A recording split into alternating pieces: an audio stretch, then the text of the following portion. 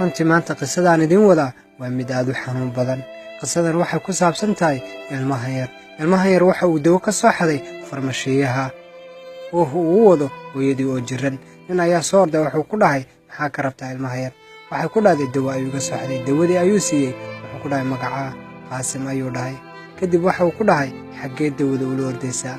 waxa uu dhahay, hooyadii oo jiran ayaan wadaa. kadib waxuu ku dhahay, dhakhtar aniga ayaa bixinaya keer dawada uu kaa soo xaday lacagteeda. kadib waxa uu ka codsaday hudheelku iska lahaa inanka ka shaqaynaya inuu cunto bac ugu soo rido. ilmaha yar runtii ma aha mid awooda inuu lacagta uu bixiyo kiniinka hooyadii lagu iibinayo. kadib cuntadii ayaa loo keenay. wuxuu ku dhahay, cuntadii waa tan, hooyadaa markay cunto kiniinkana ha liiqdo lana orod hooyada. waxaa ka soo wareegtay muddada uu asxaanka samaynayay 20 sannadood. kadib inantiisa iyo isagu waxay ka wada shaqeeyaan makhaayadda. inantiisa waxaa soo hor istaagi doonaa nin miskiina.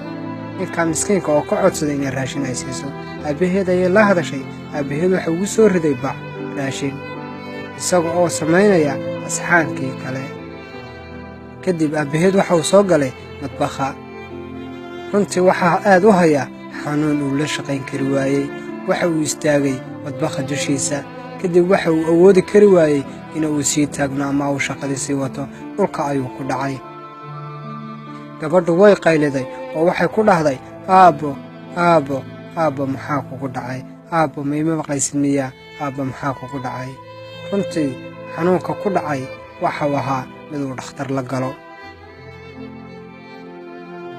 gabadhu aad ayay u murugaysan tahay maadaama ay dunida aabbaheed ka haysato.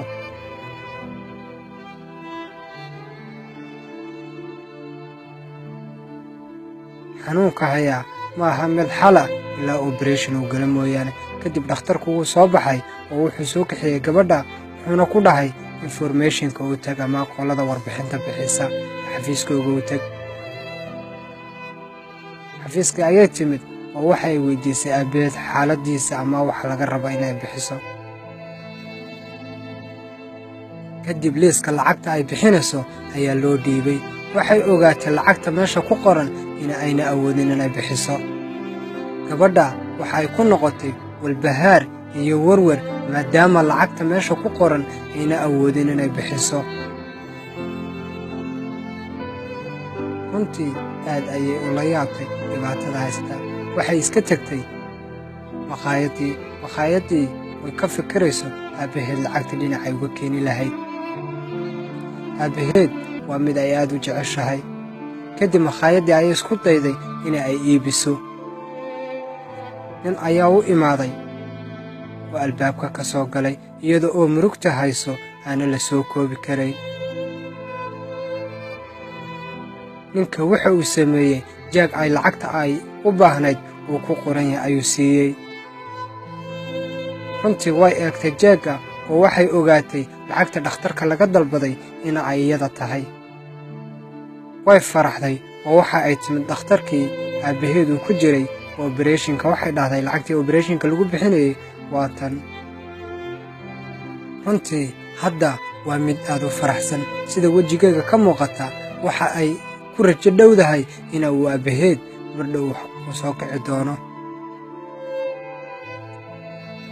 aabbaheed operation-kii ayaa lagu sameeyey. kadib ninkii lacagta ka bixiyey operation-ka ayaa soo galay. adiga miyaanad ahayn bay ku dhahday qofkii lacagta iga bixiyey. kani waa ayuu ku dhahay aabbaheed. waa kii lacagtii naga bixiyey. waxau ku dhahay, aniga may taqaanaa? anigu kuma aqaano ayuu dhahay. anigu waxaan sameeya asxaano badan intaan adduunka ku noolaa. waxau ku dhahay, soo xasuuso 20 sanno ka hor waxaad ii samaysay asxaan weyn. 20 sanno ka hor ma xasuusta ayuu dhahay. anigu waxaana sameeyey asxaamo badan 20 sanno ka hor. wuxuu dhahay, ilmo yar oo dawo lagu haysto shaarica dhexdiisa ama waddada dhexdeeda ma xasuusataa hadda? hadda ayaan soo xasuustay. aniga waxaan ahay ilmahaa yar ee raashinka aad siisay iyo kiniinka aad u gadaysay ayaan ahay, waanan ku soo xasuustay. wuxuu dhahay, aniga ayaa ahaa qofkaad saxanka u samaysay, lacagtana aniga ayaa kaa bixiyey. wuxuu dhahay, tani ma aha midaan aaminayo, waayo weligay ma aran dunida qof sida adiga oo kale ah. kadib odaygu wuu faraxsan yahay, gabadhiisuna aad ayay u faraxsan tahay. barnaamijkii waxaa idiin soo diyaariyey Idriis Xasan Maxamed. waa aniga oo idin leh wasalaamu calaykum waraxmatullaahi wabarakaatuh.